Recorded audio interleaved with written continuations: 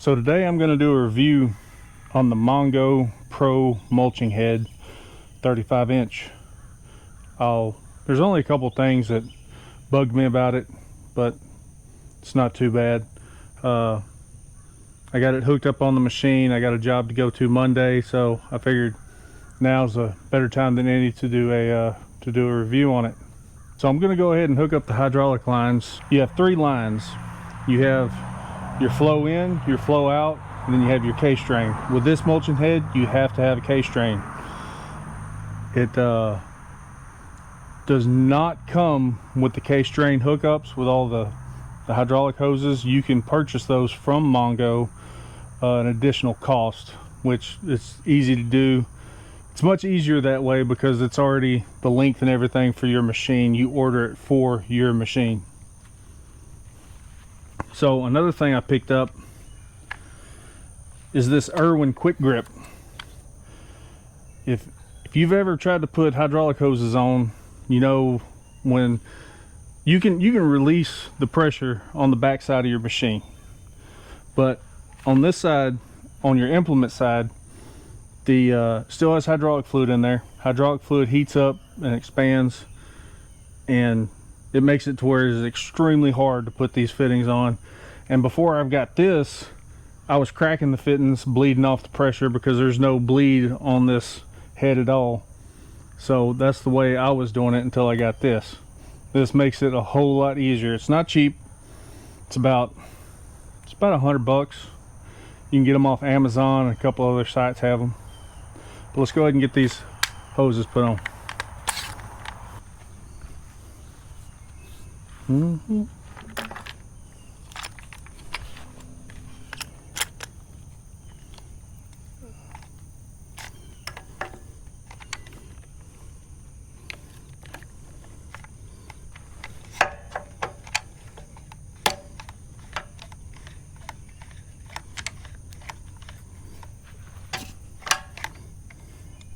There you go, it popped right on there.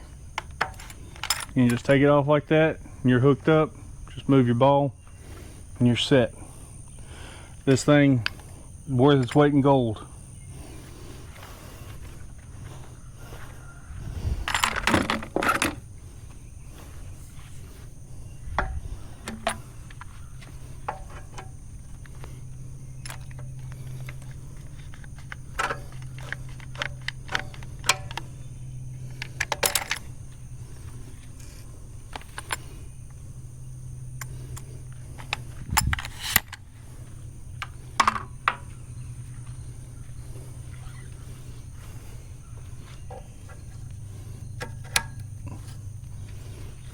So on this Mongo head, there's only 2 things that bug me about this head.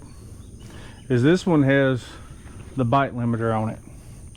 So that just makes it to where you're not taking too big of a bite out of what you're mulching. My only thing is, I think that the bite limiter is too close to the tooth head. And you see this right here? That is compacted in there.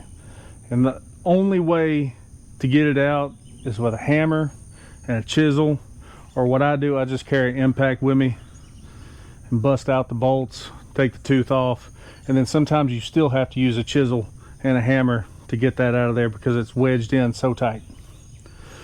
And the other thing that bugged me about the head was when you get it, it's all painted.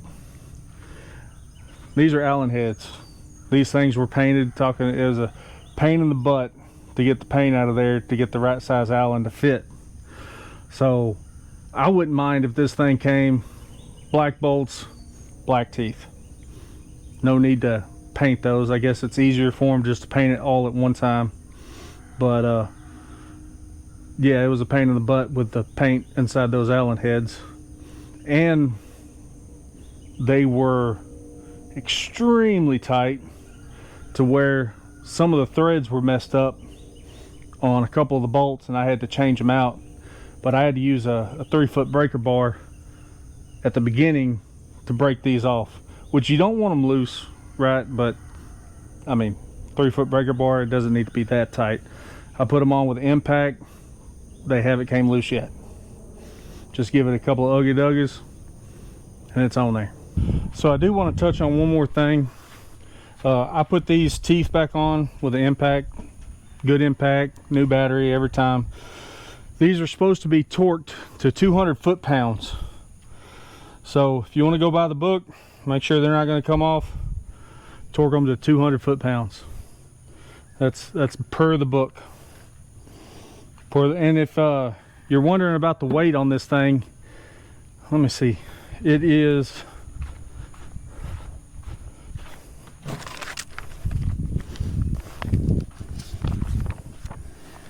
let me break out the book so I give you an exact. So this one is the Pro 35. It is 981 pounds. Fits on a compact machine, 6.5 to 8 tons. It's got 20 teeth on it. Cutting thickness is 6 inches. The pressure for it is 3,190 psi. So for testing the RPMs, you are going to need an RPM gauge. It's a digital tachometer, and you need reflective tape, and I'll go through the steps to check that out. So on this unit, you do have 2 grease fittings here, and you have 1 grease fitting here. It says grease daily or every 8 hours, however you want to do it. Up here, see, you have your 3 hoses. You have your inlet, your outlet, and your K-string, which they're labeled right there. So I opted for this one. They do make a 45 inch for like the KX80.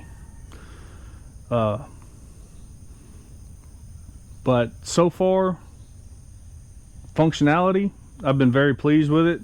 The teeth are not that expensive. I think they're $260 for 6 of them. So they're not carbides, so they're not expensive as carbide teeth. And you will get some chips in them. I've hit some metal, some big rocks, and you can just sharpen them up and keep on kicking. I haven't replaced any teeth on here yet, but I think there's a couple of them I am getting ready to replace. And let's see. Also in this video, I'm going to go ahead and set the RPM for this, because it's they say it's set when they send it to you for your machine, so you can turn your flow all the way up, and your RPM is going to be, you see here, it's got your, very important, tells you how to maintain it.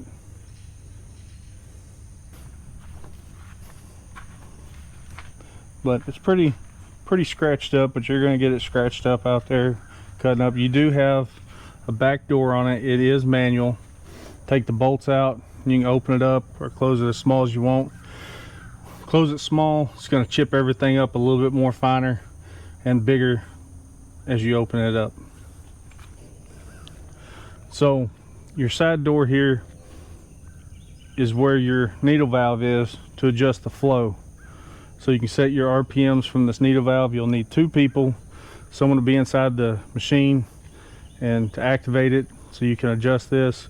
This is your belt cover. You're going to take this off. You're going to put your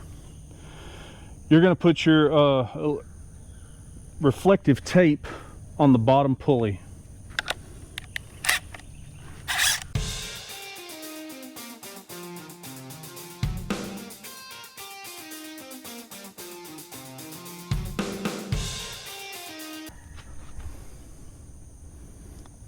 So that right there is your adjustment. You got the blue knobs here. You got one that locks it in place, and one where you turn the needle valve to adjust the flow. So you unlock it and go in or out. So before we mess with that though, we need to take the cover off for the belts.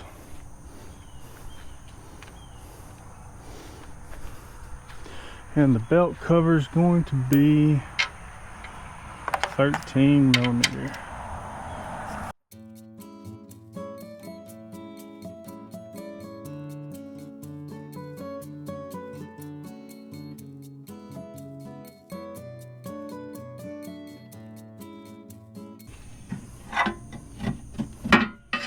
There we go. Now we're off of there.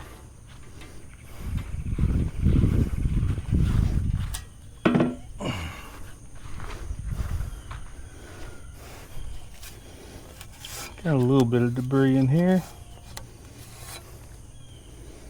Belts are still good. Nice and tight.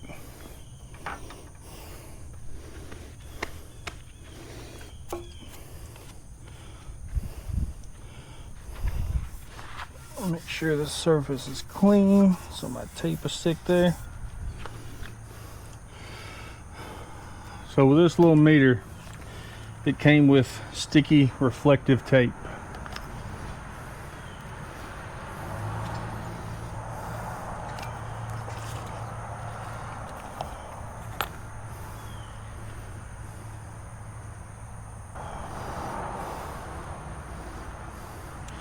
So all you want to do is cut you a small piece to put on the outside of your pulley.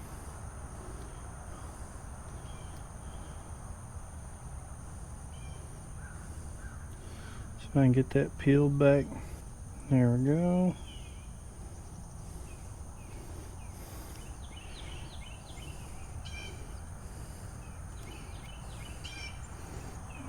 So you want to stick that on there.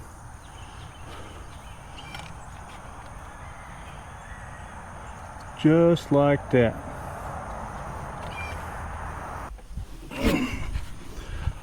Well, before I crank this thing up and get to testing it, let me get all this off of here. If you don't have one of those magnetic socket holder, get you one. It is, I mean, you can literally take this thing and put it on the side there. It ain't going nowhere. But let's get this cleaned off just in case. And don't forget, whenever you hook one of these up, make sure you change your diverter valves. So right now it's set to the thumb. We're gonna go ahead, set it over. Take this one, set it that way. And now she's ready to run. All right.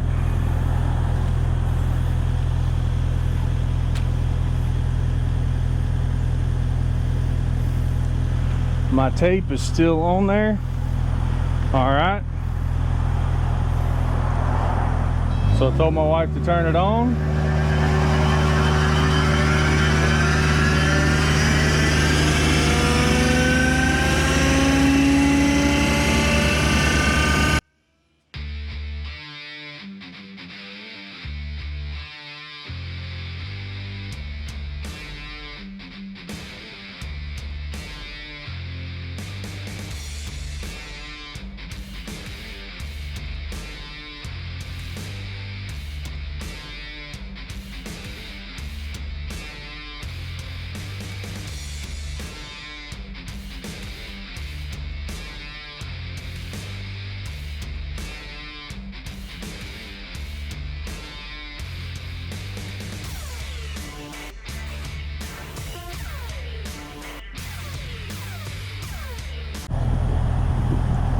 Okay, so the mulching head is 2400 RPMs, not 26. I had to double check that. So let's do this one more time and get it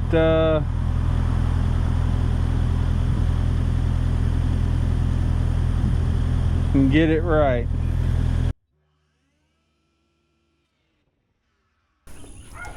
All right, so we got it set to 23 and some change, which that's close enough per the manual, 2400 RPMs. Belts look good, pulleys look good. We're gonna go ahead and button it up and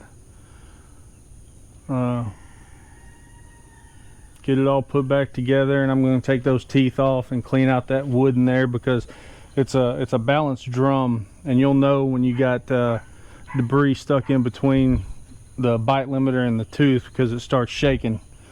So whenever it does that, you want to stop it, clean it out. But let's go ahead and get it put back together.